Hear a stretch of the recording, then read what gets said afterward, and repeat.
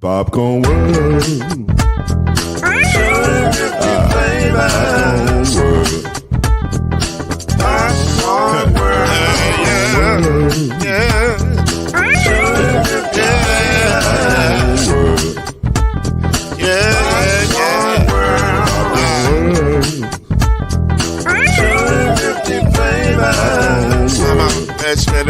Popcorn World. Can I make you groove now? Yes, I can. So you can get this groove in the back of a can. But to make it round the world when the holes in your hand. Popcorn World. 250 flavors gonna make you smile. 250 flavors gonna make you smile. 250 flavors gonna make you smile. I said popcorn make you smile. Ah. Popcorn World. Popcorn World. Popcorn World. Popcorn World. The Popcorn World.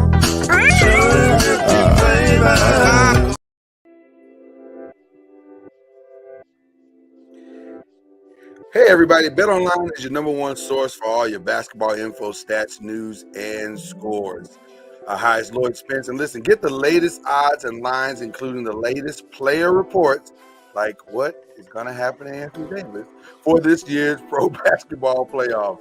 BetOnline is always your sports information headquarters this season, as we have you covered for all your sports wagering needs: basketball, Major League Baseball, NHL hockey, right to UFC, and boxing. BetOnline is the fastest and easiest way to get your betting info, including live betting options and your favorite casino and card games you can play right from your home. So all you have to do is head to the website today, use your mobile device to get in on your 50% welcome bonus on your first deposit. Just use the code BLEAV, B-L-E-A-V. That's B-L-E-A-V, BLEAV. It's BetOnline. It's where the game starts. Tell them the noisemakers.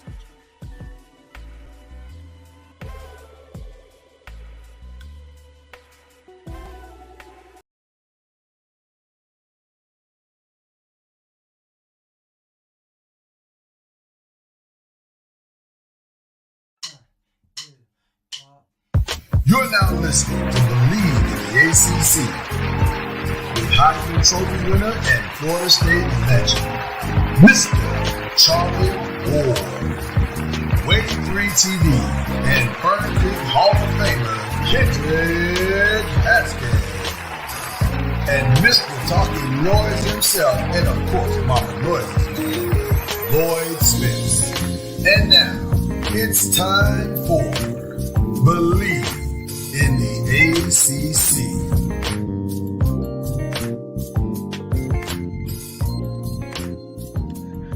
I was up early this morning thinking about all the things that Denny Crum got right in his life and if there was anything he got wrong. And I have to say, if there's something he got wrong, he should have claimed that Denzel thing right from the start. He had no idea that name would be so popular, but you can't win them all, but he won most of them. Good morning, everybody. This is a melancholy BLEAV in the ACC as we're starting this morning, as we are trying to bring in a who's who of Louisville sports right now to this show. We got our own Kendrick Haskins, of course, and the legend himself, who is in full retirement mode right now. You didn't see that eye roll, did you? Well, I mean, he's going to eye roll me, but the truth is what it is. We got a lot of legends this morning. We got great Howie Lindsey's with us. Looks like we have Howie Lindsey in the middle of a fight. Howie Lindsey is you know, he's probably on some parent duty this morning as well, and then now listen, and cooler than the other side of the pillow coming in is the Louisville basketball legend Luke Whitehead. Guys, we got a full house in here to remember the only Denzel we really care about this morning. And that is the legend himself, Denny Crum, who passed away this past week. And listen, it was to no surprise of anyone, because if you know what's been going on, then you know that he's been battling his health for quite some time. But it still was surprising. It still was like, wow, it really has come to an end, you know. And I gotta say, man, it kind of hit me. You know, it's one of those moments where you know something's coming, but when it comes, you go, I'm gonna need a minute.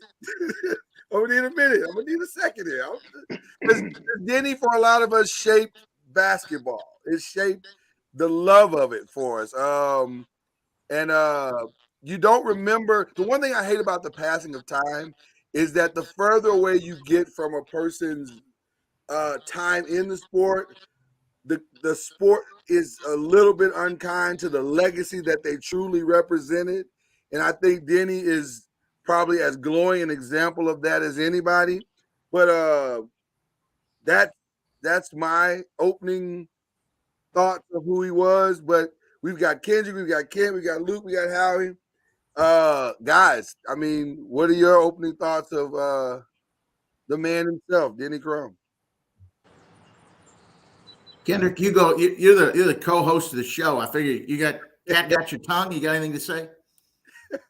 Well, I figured I'd let my elders speak first, and so I'm always respectful of my elders. I knew this was coming. I predicted this long.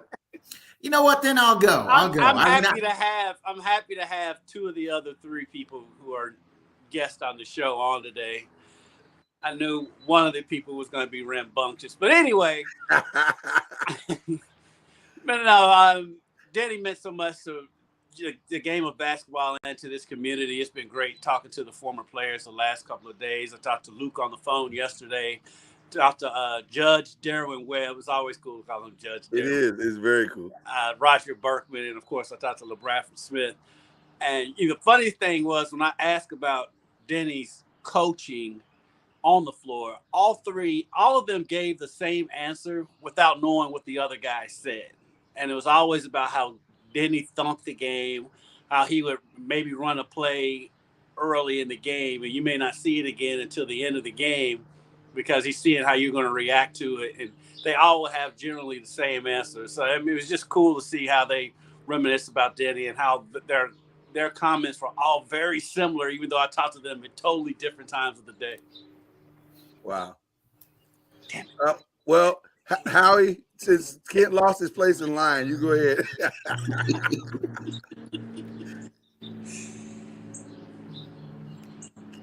Oh, Howie, can't hear you, buddy. Are you muted?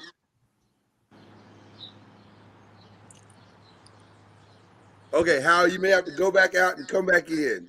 All right. Well, Luke, you're up next. Luke, unmute yourself and let's see what you got. Okay. Well, yeah. Yes. Thanks for having me. It's bittersweet. Obviously, this week a challenging and very sad day when Coach Crum passed. And the only reason I say bittersweet is because I do feel like we were able to give him his flowers while he was here. And I feel like there's a lot more flowers to give in the coming days and months and hopefully years because he's left a legacy, really a legendary legacy on and off the court. For me, when I heard the news, they sent out a communication from the basketball office to the former players and gave us a heads up that the news would be coming out. And, it was really hard to digest. Although we knew it was coming, it wasn't like you said, Lloyd, it wasn't a surprise to any of us, but when it does happen, it does take time to digest, and it is sad. And I'll tell you from my personal perspective, and I know a lot of the former players felt the same. He was a family member. He really felt for me like a honorary grandfather, I would say. I only had the pleasure of playing for him for 1 year, my freshman year. But that meant so much to me because he's the one who recruited me throughout high school. I was on the Nike circuit and I would see him at a ton of the tournament games and he'd be right there courtside and we'd talk every time. And my first sleepaway camp when I was 10 years old was at U of L. Wow. I came with my older brother. to the Denny Crum camp. And so I've known him for a long time. His family, I sent my condolences to his lovely wife Susan, who's been very close to the Louisville community. Prior to marrying Coach Crum, she had a successful career in broadcasting. But after marrying Coach Crum, I think she became a queen in many ways and kept him connected. She did a wonderful job of keeping him connected to the former players through text message, email, phone calls, all of those things. And I could go on for a long time of memories and stories, personal stories to share.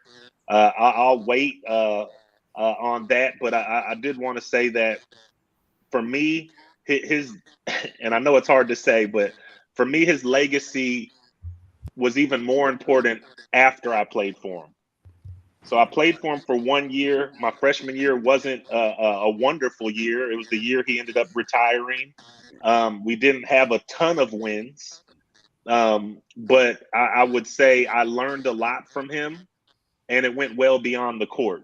It was a lot of life lessons. It's how to be a humble leader, how to be loving, even during challenging times. His character stayed strong, I would say, through good times and bad times. So, to get to the top of the mountaintop and to have all these fans and to be celebrated, but then to always be humble enough to never turn down a photo or an autograph or a handshake or a hug. He meant a lot to myself and I'd say all of you on this call as well, and the entire community. Yeah. Howie, I'm gonna get you in now because I know you gotta get out of here in just a little bit. But you covered University of Louisville for a long time, but you've been a fan even longer. What were your memories of Denny Crum? Oh, Howie, you still can't hear you, buddy. And I know what you're saying is great because you're great.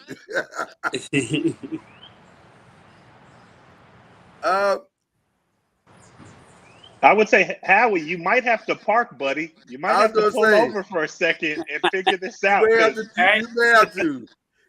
I'll just say this publicly. It's in your settings. You got to go to your settings. Okay. Kid. Can you hear me? Yes, we can hear you great. Nice. You've covered it all. So let's yeah, I can. For me, it goes full circle. I mean, from like Luke said, I went to basketball camp when I was a kid, and grew up as a fan. I was a ball boy. Denny Crum was like the guy. He was my hero because for kids, so much of it is determined by how successful a team is. At certain points in your growth. And for me, that 1980 team, I mean, they were the ones. It was right. I mean, I was 8 years old, but I remember it vividly. I watched every single game. I was locked in. And when they win the national championship, it's like the ultimate feeling. I mean, you can't describe it. I mean, there's people who go through their entire life and never experience that with their favorite team. Or like Kendrick, he's got his Dallas Cowboys Cup. I mean, it's been generations before they've won, playoff games. Yeah, it's been a long time. You still have not caught up. As a U of L fan, and for the city, it was like, I mean, the Colonels had won the ABA championship in 1975, but for U of L fans, they always, it was before my time, but talking to my dad, you hear the stories. I mean, 1975, they had what many people, Bob Knight scouted him personally. One of the only times he'd ever done that to a team. He thought, whoever wins the national championship is going to have to beat that team. And, and Bob Knight's team was undefeated that year as well, lost in the tournament to Kentucky. But, they lost to UCLA. And then you think of the steps that they had to take to win that championship. And if you really think about it, I mean, I know there were less teams in the tournament, but still, you lose to UCLA in 72 in the Final Four. You lose to UCLA in 75 in the Final Four. And then who do you have to beat to win the championship in 80? That's UCLA. Even though they were like an 8 seed with a bunch of freshmen playing, but they had a pretty good coach in Larry Brown. And Louisville got over the hump there. And then they stayed at the top of the game and very well could have won multiple, 3-4 national championships in the 80s. The 82-83 team, you could that team was unbelievable. I mean, that Houston game was amazing, and they easily could have won the national championship as well. If not at altitude in Albuquerque, I'm not sure they wouldn't have won that game. And then, and then to the end of it, you even go with DeJuan Wheat and losing to North Carolina in that regional final in '97. I was there for that. Dean Smith's last win as a head coach, but DeJuan sprained his ankle in the Sweet 16, and Denny did an amazing job with that. So, to me, he was like a hero who was way up here, and then I got to know him and interviewed him multiple times. Sometimes, he came to the station for the last time I really did an in-depth interview with him, and it was so cool just to get to spend time with him and get to know him, because I think if you really ask him, the basketball stuff is great. But like Luke said, his scholarship foundation and the kids that he's helped, that's the most important thing to him. Helping people and all the charity work he did, that would be at the top for him. But the thing is, to be able to do that, you win games. And he's kind of the ultimate winner. When you look at what he did at UCLA under John Wooden, and then to come to Louisville and take a program that it's not like they hadn't had success. They'd been to the Final Four in 1959. They had Butch Beard and Wes Unseld in the 60s and Eddie Whitehead and guys like that. But, Denny got he got some of the top level recruits, obviously from Louisville, Darrell Griffith and Phil Bond and Jerry Eves and guys like that. But they also went to the South and got guys like Derek Smith and Wiley Brown and people like that. And were able to sustain winning. The one thing I will say, you can point, there's a line in 86, 87, and the 3-point shot is really what dropped Louisville, because they never really fully adapted to that. And and you can point to one thing I think that cost them at least maybe one more national championship, and that's Wade Houston going to Tennessee, because if Allen had ended up here, he would have hit some threes. Yeah, a few. He probably would, or Al, as some of his friends like to call him. Yeah. Charlie Ward. Charlie watch this later. That's for you. Is Charlie Ward? I've never heard Kendrick talk about Charlie Ward. Is he normally on here? Charlie Ward brings him up every time. Normally on here. He is. This is a travel day for him, so he sends his love and condolences. I don't know if you've noticed, Lloyd, but Kent's an extremely jealous person. Is he jealous? I've never seen that in him. I've never picked up that trait. See it every day. That's quite a statement you just made there. I have an interesting relationship with Louisville as a fan, because just like Ken and I are around the same age. So just like Ken, I'm in Arkansas at the time, and my mom gets married at the end of 79, literally at the end of 1979. If you bring up U.S. Reed, Lloyd, I'm getting off. Huh? If you bring up U.S. Reed, I'm hanging up. No. I'm not. I'm actually not, because I was, I'm loving, but I was like initially an Arkansas fan, because I'm like, I live in the state. And so I had this weird relationship, because when she moved, she got married to this guy, this random guy that I never met, and decided to move to this city called Louisville. I'm like, what the hell is a Louisville? So all of a sudden, I see this team, Louisville, and they're beating Arkansas, and they're beating this team. I'm like, wait a minute, this Louisville thing might be all right. So I may be able to get on board with it. So I have a very strange relationship with Louisville that I fell in love with it through marriage. But to a random guy. I know it's random, right? But it's been great. And Denny Crum, man, I tell you what, that 85, 86 run for me was wild, because like you said, there were a lot of good teams, and in 82 and 83, I was heartbroken as a kid, because I'm like, Houston was, but going into the game, because I'm in Arkansas, but I'm rooting for Louisville, I knew Houston was going to be tough, because I'm like, I don't know how we're supposed to beat these guys that can dunk from everywhere, and this guy who won't let you come to the middle, and it was a lot of challenges going into that game. But I felt like Louisville maybe had a chance. But so it's been a wild ride. But Denny was so masterful in his game plans. Every team that I ever saw, even in the games, Luke, you're talking about in the years you played. Listen, I never seen a Louisville team that didn't compete. They always competed hard. They always played hard. He was always prepared. and he seemed to understand who his opponent was. Whether he could beat him or not, he knew who he was playing, and he was ready. So I always admired him for that, man. It's a life lesson that we can all take to always be ready for whatever the situation presents. Mm-hmm. All right, Howie, we got our fingers crossed. Are you ready for it? Can you hear me now? There we go. Let's see. There we go. Oh man! So I did go ahead and pull over, and we got the laptop out. So we a whole different device. We're good. All right. So I'm born in '79. I went to Louisville in '97, and all my family was up here in Louisville. I grew up out in the state, right? And so I was a Louisville fan growing up because all my family's in Louisville, and it made it easier being a Louisville fan out in the state, right?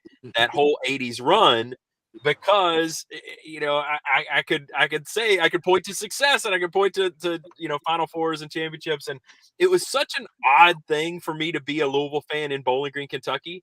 That it was like a little club that we were a part of, and the sense that I got the last couple of days from Louisville fans is just it's like everybody's grandpa died, right? Yeah. It's that he made so much time for so many different people, never felt like you were inconveniencing him for a picture or a word or I mean he was so easy to embrace and embrace so many fans that we all felt like we knew him, and knew him well enough that I mean there was a genuine sense, and I think there will be a genuine sense of mourning for these next several days, because we all felt like he was such a big part of our childhood or such a big part of our family, that it does feel like a loss. I mean, in explaining that to other people in other cities, they're like, he's a basketball coach. What are you talking about? It's like, yeah, but it's different here, right?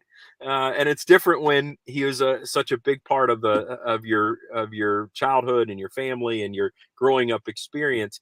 The one other thing that I would point out about Denny is, because he picked Louisville, it brought a sense of pride, I think, to the city. He could, and you guys probably talked about this, he could have gone back to UCLA so many times.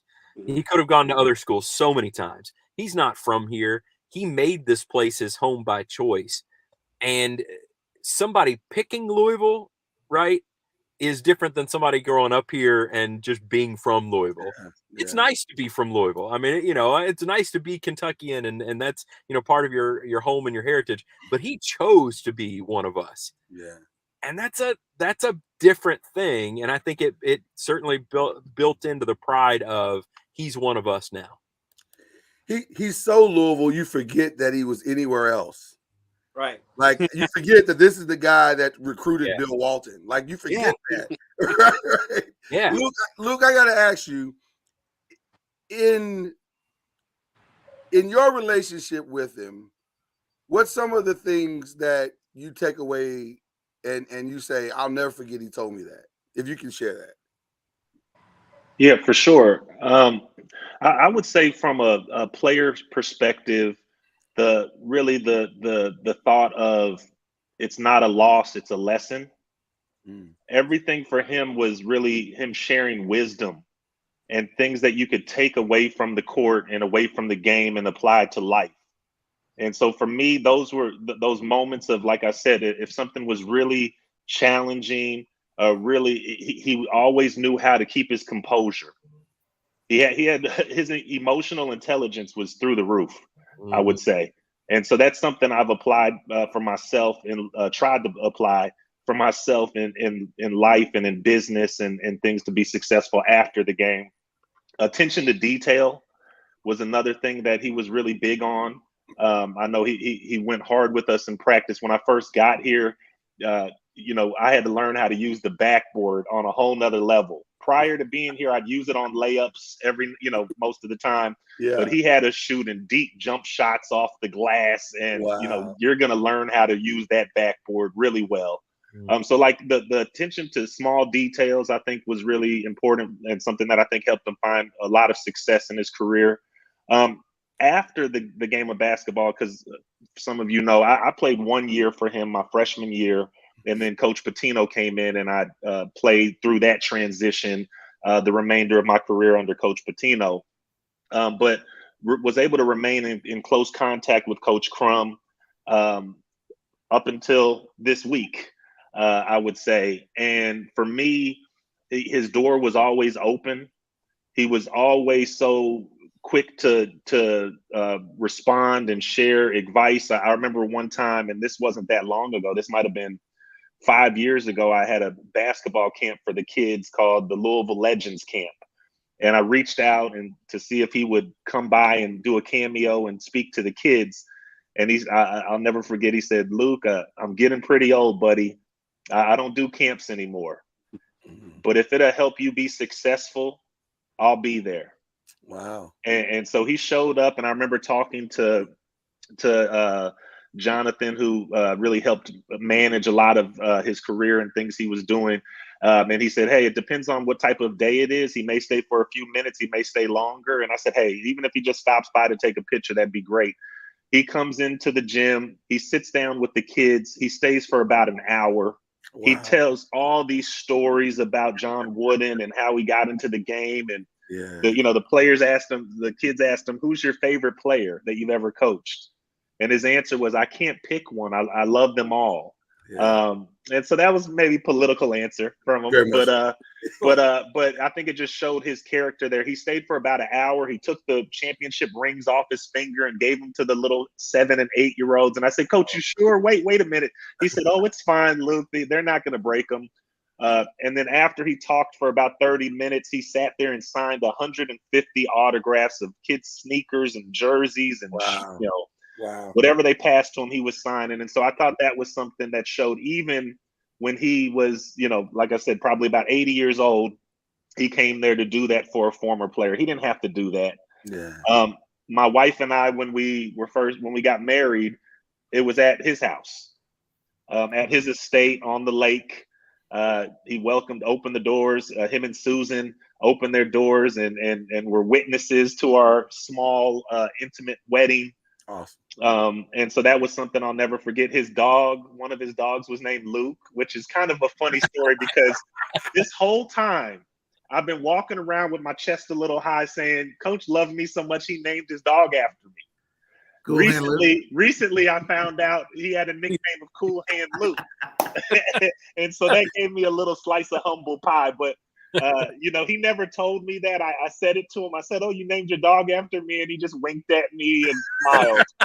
And so I thought that was this whole time. I never knew. I thought, that was my special place. And so him. But there's a ton of stories to share about, really the love he's displayed for so many of his former players and fans included, and doing things he doesn't have to do, but that things that he wants to do is something we all should take a lesson from. Doing things to try to make a difference and uplift others is really what I take away from him.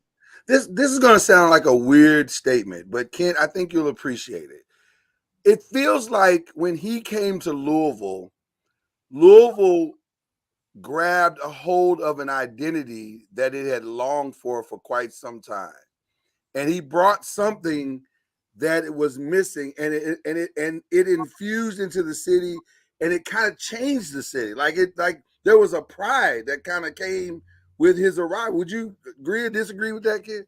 100%. I mean, you look at, obviously basketball means so much here and always has. But for fans around here, I mean, Kentucky had so much success with Adolph Rupp winning, national championships in the 40s and the 50s and going to Final Fours and stuff. And for Louisville, I mean, there had been the Final Four in 59, losing to Jerry West, and they'd had good teams, but never, getting over that mountaintop. And what he did that first year, going to the Final Four with a bunch of, players who hadn't really had as much success, in 72, it's pretty phenomenal to get there at that point. I mean, because, it's so much different back then. There aren't as many teams who make the tournament. They're not in a major conference. I mean, right.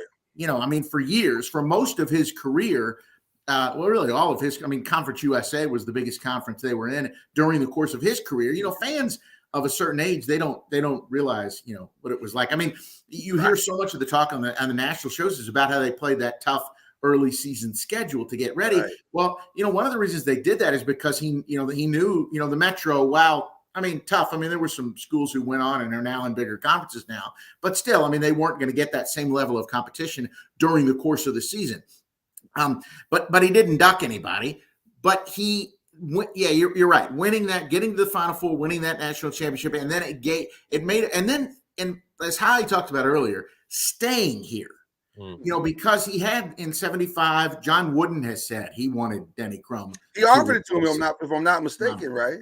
Huh? They offered it to him. Yeah. Right after he had opportunities, and he thought, you know what? I mean, he realized, as many of us have, that this is a pretty good place to live, and having not lived anywhere else, but he lived in California. It's just different. He said, like Luke. I mean, he wouldn't have had a big spread where he could have weddings for former players. In LA, that would certainly come at a cost. So, and plus, we're not talking about now. College coaches make big money in a lot of places. That wasn't the case back then. I mean, really, Denny didn't make big money by today's standards ever. At the time, he was certainly well compensated for what he was doing. But yeah, you're right, though. It did give Louisville. It was like, hey, we can do it. This is a place where you can do it. And then a whole fan base kind of developed around that, right, and led to, sellouts in Freedom Hall and eventually building the KFC Yum Center and all those kinds of things. I want to get this one over to Kendrick and Howie, because you guys will probably have a unique perspective, because you kind of came into the covering of Louisville a little bit later. You can make it a case that the entire, with all due respect to Tom Jurek, you can make a case that the entire Louisville sports was built on the back of Denny Crum. Yeah, I think that's reasonable to say. Yeah. I think Tom would say the same. So much of that war chest that they used to essentially invent women's sports at Louisville was built on those TV contracts. I mean, again, it was through the Metro. There were several advantages with the Metro, and one of those was that they could form their own TV deals. And people in this town watch more college basketball than anywhere else in the world, and have for 30 years now. So we all watch these games, whether it's UK or U of L, we watch college basketball. And so that TV deal and the monies behind that set up a war chest that built Cardinal Park, built all these different stadiums, built all the Title IX success that came later, built the natatorium, built all these different, absolutely. So much of that came from the success of Denny Crum. And frankly, this massive Adidas deal that Louisville's still under and reaping the benefits of, none of that happens without Denny Crum. I mean, none of it, absolutely none of it. And so while Tom is incredible, and I'll sing his praises forever, the genesis of modern day Louisville athletics was absolutely Denny Crum and his success.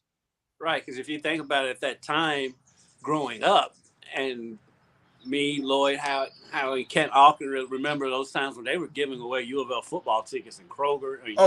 Tickets in class. Melton's Food Mart. We were turning them down in class. Like, I'm sorry, I'm busy that day.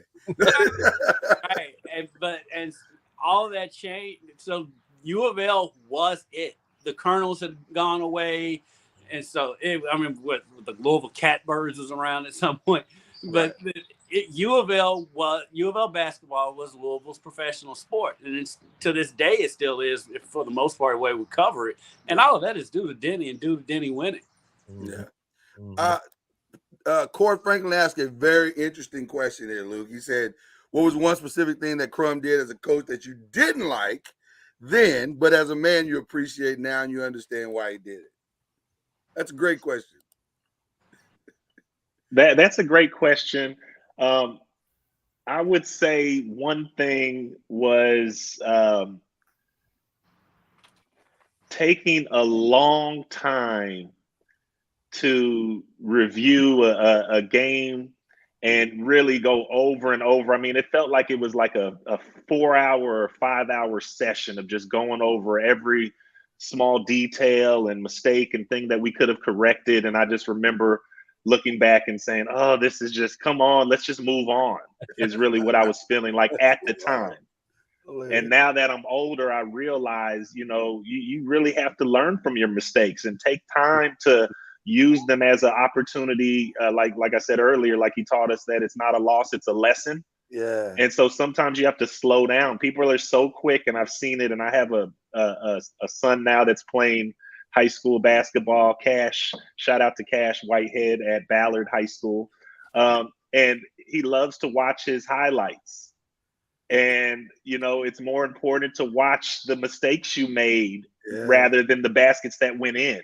Yeah. And so that's something that I'm passing on from Coach Crum, to really slow down and take time to learn from, like I said, learn those lessons for improvement and development, rather than, nowadays these kids want to sing, get pats on the back and put highlight videos with the music on them. But Coach Crum took the time to really make you learn from those errors. I'll throw this out to anybody, whoever wants it. Do you think it will be a way for us as Louisvillians to help the world understand, the basketball world specifically, that really Denny is on par with the Coach K's, with the with the Krzyzewskis, with the Tom Izzo? Do you think the basketball world today understands that? I think there is a part of the, because I was watching it, obviously, sitting here without a job for a period of time here. I had a lot of time to watch some stuff on, and I was wondering how ESPN would treat it, Yeah. And pardon the interruption. He was a topic on part of the interruption. Yeah. Scott Van Pelt did an entire thing on Denny. So that kind of made me feel good that they do understand it. As far as the fans, though, the thing is, kids don't remember what happened last year. Right. So, and we are a little bit, while, we're older, we remember it pretty vividly. We are pretty far removed, especially from 1986 and a national championship then. And plus, having lived through it and been right in the middle of it, you get a different feel from it. But yeah, maybe that is our job. Maybe we should do that a little more, because I will say this, and Luke could speak to this too, but honestly, of any coach in the history of college basketball, if you have a timeout and you need to run one play, I'm going to have Denny Crum run. Denny Crum. And it's not even close. Yeah. And it's not even close. Right up until he passed. Right. That's why it was a shame there was such a disconnect between Tom Jurich and Crum in the way, that nasty ending, because that was really, Coach Pitino, for all his motivation and all, everything, the innovation. He's one of the greatest basketball coaches ever too. But boy, how nice would it have been if they could have teamed up? Like the perfect combination there. Yeah, if he could just have a play a game, right? Right. Just had in his back pocket. I do think it's incumbent on those of us who were there to keep the name alive and to say, when people say, if you had one coach to draw up a play, it's incumbent on us to say Denny Crum, right? Because people just forget. Like I'm constantly struck by younger fans that I interact with about how little they know about the 70s and 80s. And I'm the same. I don't know enough about the 50s and 60s. People mention these guys, and I'm like, I don't know who that is, right? So it's up to us old heads now to say, right? Oh my God, we're the old heads. Yeah, we are. Say, you didn't have anything on Denny Crum. Like that. Yeah. He's Cool Hand Luke. And yeah, I don't think people understand just how good he was. And I do wonder if part of that is that Louisville didn't necessarily have the NBA success, perhaps, of their alumni that maybe some other schools did. Right. But frankly, that's even more of an indicator of what a great coach he was. Like, they had NBA success, certainly, but not like the Carolinas and the Dukes, and know what I mean. But that's a even bigger indicator to me of how dominant his teams were in the 80s. They were the team of the 80s, and there are only a handful of players that you could point to and say, look at how long their NBA careers were. Yeah. Griff to this day is probably it out of that. No, well, the thing about the NBA success is it just wasn't in the right places. Right. Rodney McRae won NBA championships with the Bulls and the Rockets. Yeah. And was a great NBA player. Derek Smith was at one point you could argue the best shooting guard in the NBA before he got hurt, and had it certainly a successful NBA career. And then Griff, he scored over 10,000 points and has his number retired, but it's in Utah. Yeah. And for some reason, he's still not in the Basketball Hall of Fame, which, I was like, how do you have your number retired in college and the NBA, Right. and that doesn't warrant you being in the Basketball Hall of Fame? So, but maybe it was just not in the right. And Junior Bridgman had a successful NBA career with the Bucks forever. Also, there wasn't quite the TV coverage at that time. Right. You're not getting games on TNT every night and things like that. Griff, how many times was he on TV in Utah? Probably, just a different time. And if he had been picked by Boston, who knows what would So Kent, you brought it up, so I'll piggyback on it. And I wanted to ask Luke, how important was the reconnect, if I can say it that way, of having Kenny Payne come in and kind of bringing the old guys back again? Because there was a massively sized gap for a while of what we call the old program and the new program. And you have a unique position because you're the bridge. So what was that moment like for, if you could speak to that for Coach Crum? Yeah, I think it was extremely important. And I would say, and I know Ken had mentioned it earlier, it seemed like there was a disconnect when, obviously, and it was very visible within the community. There was a disconnect when Coach Pitino came in. I think he really was trying to, in some ways, disassociate and say, hey, I want to make this my thing. Yeah. I don't want to is there a little bit of a connection? Not on our end. You sound great. You look great. Okay, awesome. Thank you. I appreciate it. Yeah, it froze on my end for a second. Okay. But yeah, so I would say there was a disconnect there, and I guess it was in some ways intentional. When you see it even in the workplace, sometimes when new leaders come in and they try to create a new team. But when Coach Matt came in, he started to reach out more, and even when David was coaching for the temporary year, the interim year, I think he pulled Coach Crum back in a little more. Coach Matt came in and pulled Coach Crum in a little more. And you started to see a little more of that family dynamic come into play. And now with Coach Payne coming in, he's really doubled down on the fact that this is something special. This is a family. It's going to take all of us to come together as a community, former players. It's in some ways a brotherhood. And we could help. We could help with this, with rebuilding this brand and trying to get it back to that level of status that it had in the 80s. And we've had also a lot of success, obviously, during Pitino's era as well. But I think it's extremely important, and I'm happy that it occurred, that there was a reconnection, I would say, that the court was named, after Coach Crum, and it was transferred into the Yum Center.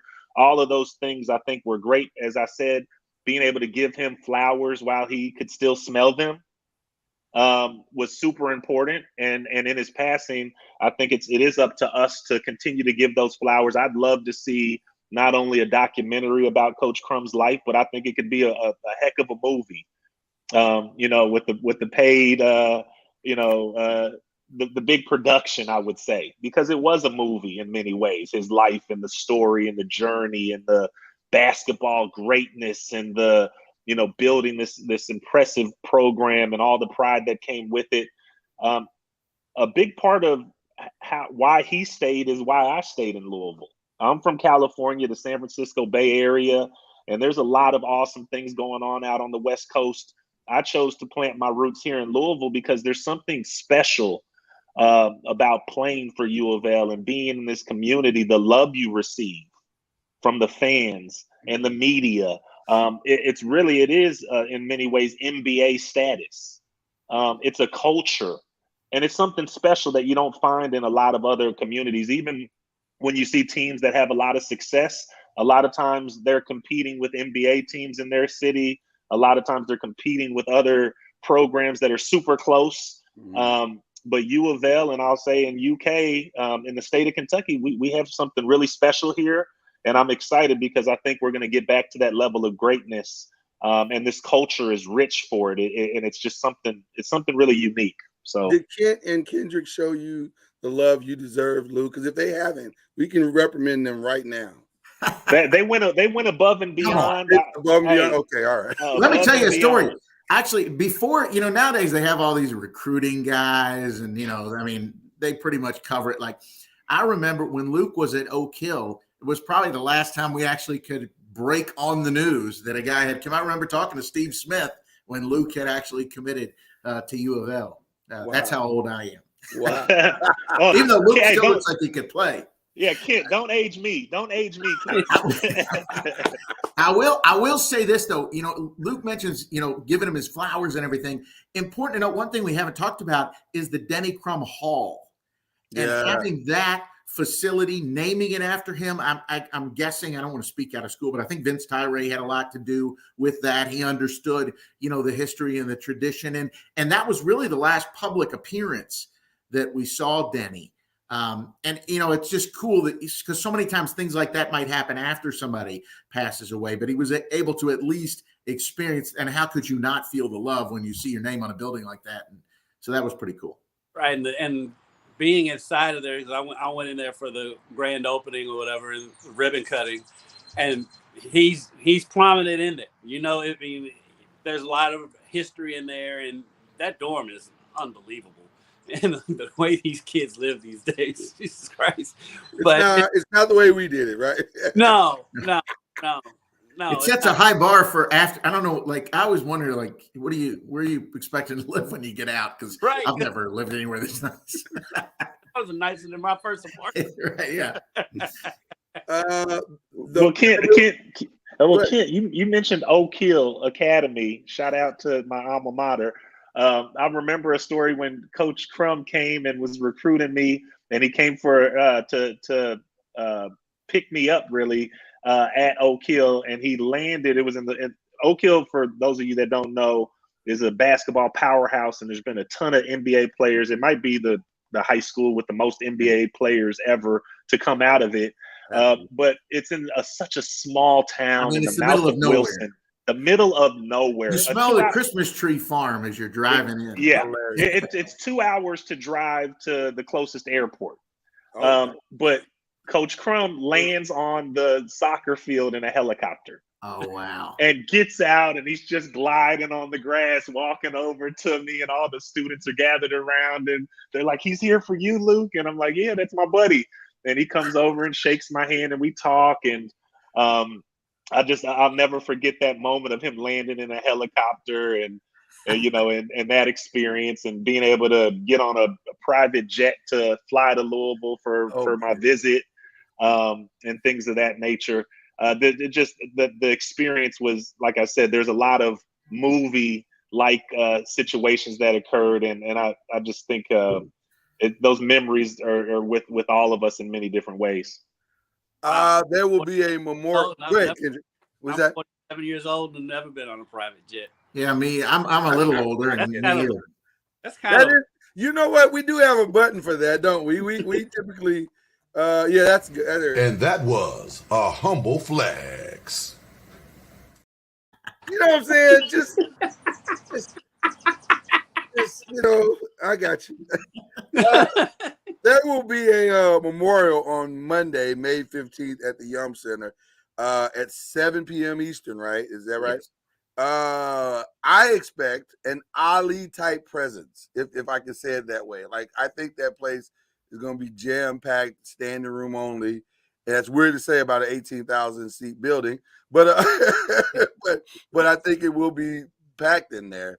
How do you surmise a life like that in just a couple of hours? That's the real question. You don't. And it's one of those things. It would be a celebration that'll go. I mean, it'll be a celebration all week. Yeah. Of his life, some way or somehow or another. I think it would have been cool to have it at Freedom Hall, being that's where he coached at. But the Yum Center is nice, so I get it. But it's going to be, and it's going to be a great celebration on Monday night because I would imagine everybody's going to come back. It's going to be great to see old faces. It's always that's the I guess the lighter side of funerals and things like that is because it does bring people back together. It is kind of a reunion, so it'll be great to see a lot of those old guys again. And I'm sure, Luke, you'll see some of your old teammates and things like that. And so it's going to be, I think, just a great celebration of life on Monday night. Yeah, I agree. I'm looking forward to it, and I think it will be a packed house. And I was going to say, I don't know if they need to call you three in for some help right now because there's going to be a lot of time spent right now from now until Monday getting these videos together. The highlight, journey video of Denzel Crum is going to be epic. A lot of leisure suits. A lot of suits, I got to see if I can find a red suede blazer. I'm trying to see if I could find one in my size, but no, I think there's going to be a ton of former players come in and speaking, and just some really awesome memories and flowers given to the man that deserves them so much. And yeah, it's going to be interesting. I'm wondering. I hope it's a sellout. I mean, I hope people treat this like it's a championship game and really come ready to smile and maybe shed a few tears as well. Sure. Like I said, I think he's the reason why Louisville as a city became Louisville. I really do. And that's wild to say because Louisville is also known for Muhammad Ali. But you can make a strong case that the true identity of Louisville is rooted and grounded in Denny Crum. So well, what Muhammad Ali accomplished was so much all over the world. Right. He was from here, but what he accomplished was all over the world. Denny, what he accomplished was here. And for Louisville. It was when you think about all the success of a program, all the Final Fours, 3 national championships, whatever. They won 3 national championships, but when who's the one person you think of first? It's not even a contest, really. No, I mean, yes, Griff is phenomenal, and obviously they don't win, and all that. But I mean, it's Denny Crum. It's Denny Crum. Yeah, right. It's the architect. It's the mad scientist himself. I don't know this because I'm not in Louisville right now. But yeah, they are going to stream it. I'm sure everybody will stream it, and I think they'll stream it. I mean, I'm pretty sure we'll probably be carrying it live. I would imagine. But, well, I mean, it is kind of the biggest news story. As Kent can relate, you never know out here. It's going to be. Yes, they all should. It should be. It should be live streamed and carried live on all the networks around here. Luke, I'd be remiss if I didn't give you an opportunity to talk about what you got going on with your Mixed Nation and anything else you want to share. So please feel free, brother. No, I really appreciate that. I won't even make it about Mixed Nation or me. You already called me out for the humble jet flex. No, because that's what we do. We acknowledge folk in their stuff. I mean, we do that. I would say with Mixed Nation, it's a positive multicultural brand and movement trying to celebrate diversity and inspire inclusion. And you could go to mixednation.com to check out more. We also have the Mixed Nation Foundation, which is the 501c3. And we try to really teach people to love one another for their differences as well as commonalities. The world needs more unity right now. There's a lot of hatred and polarization. And I think Mixed Nation is something that is really I created to bring people together based on my multicultural background, having a white mother and a black father, and that many times feeling kind of caught in the middle, trying to bring people together is what inspired me to create Mixed Nation after I hung up my basketball shoes. I'll say one plug that has something to do with Coach Crum as well is we're working right now on a documentary about my father, Eddie Whitehead, Wade Houston, and Sam Smith. And this is through the Mixed Nation Foundation. We're honored to have Kendrick involved in the project as well. We're putting together something to really honor the fact that they broke the color barrier in 1962 by being the first 3 African Americans to integrate into the program. And so it highlights some of the challenges they faced and obstacles they were able to overcome, being able to be successful on and off of the basketball court throughout their career. So rest in peace to Sam Smith, who passed away. We were fortunate enough to be able to bring him here into Louisville and to capture his story for the documentary before he passed. So his story will live on as well. And there's going to be a lot of former players sharing some stories and their experiences. And one story that we're going to talk about also is Coach Crum actually had one of the first all-black starting fives at the University of Louisville. Wow. Wow. And he actually, the program and himself and the team caught some hate around it. This was in the 70s, and some fans were not very happy about it. And from what I was told, Coach Crum took a stand and had an article in the newspaper that basically said, it's not about color to me. I am and will always start and play the best players, no matter what color they are. And so if you have a problem with it, don't come to the games. So it was one of those things where, some fans said, oh, we might boycott the games. And Coach Crum said, this is gonna be the best basketball, the best teams we can create. And so he took a stand even back then. And I thought that was a beautiful story that was shared, and it would be featured in the documentary as well. Yeah, I don't think you can underestimate, we're kind of touching on it at the end, but the importance of just that. I mean, Right. Luke mentions Eddie Whitehead and Wade Houston, Sam Smith, and those guys.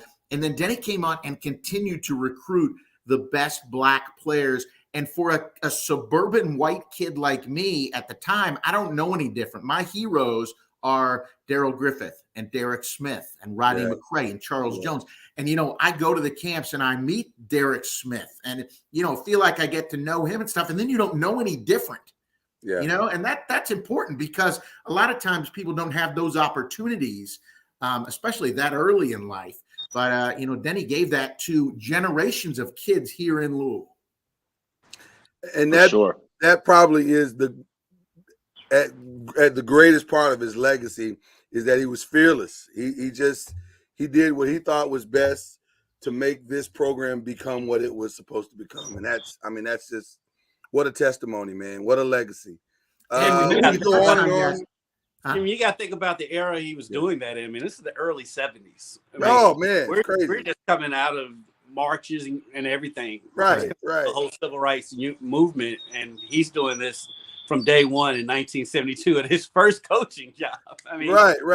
And part of it may be because of his background at UCLA. It's a little different out there. And John Wooden had already, had some black players and been successful doing it. And maybe the mindset a little different than in some, Louisville's not quite the South, but still, there's a lot of that here. Right. So, that too. We could for sure go on and on and on, but I know we've come to the end of the road on this. But if you guys really want to go to a celebration, go grab your tickets to the celebration Monday, May 15th. Free tickets. Free tickets, okay. KFC Yum Center, 7 p.m. Eastern is the time. If you can't get in the building, I'm sure they're going to have it streaming somewhere or on some TV. If not, email Kendrick and complain. Yeah, just or call Kendrick him. Is the guy now. 502. Yeah. We'll put it in the comments. I've had enough. We'll put it in the comments. Don't worry about it. But, okay. I don't have to deal with them every day anymore. So now it's just like. hey, I know we're closing the show and everything. I did want to, and we mentioned it briefly earlier, I did want to thank Kent and Kendrick for your media coverage of the program, and times you covered myself as well.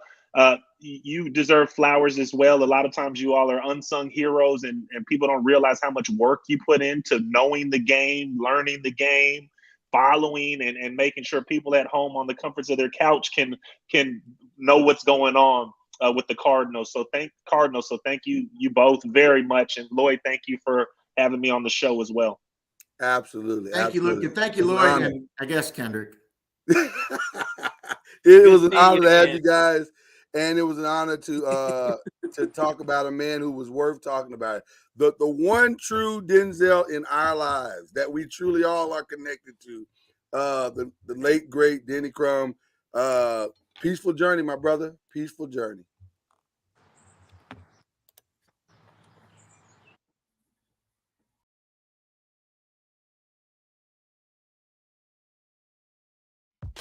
You've been listening to Believe in the ACC with Charlie Ward, Lloyd Spence, and Kendrick Haskins. Please like, follow, subscribe, and share from the Noisemakers page on Facebook and on YouTube. And you can also listen to us on Spotify, Apple Music, iTunes, and wherever podcasts can be heard.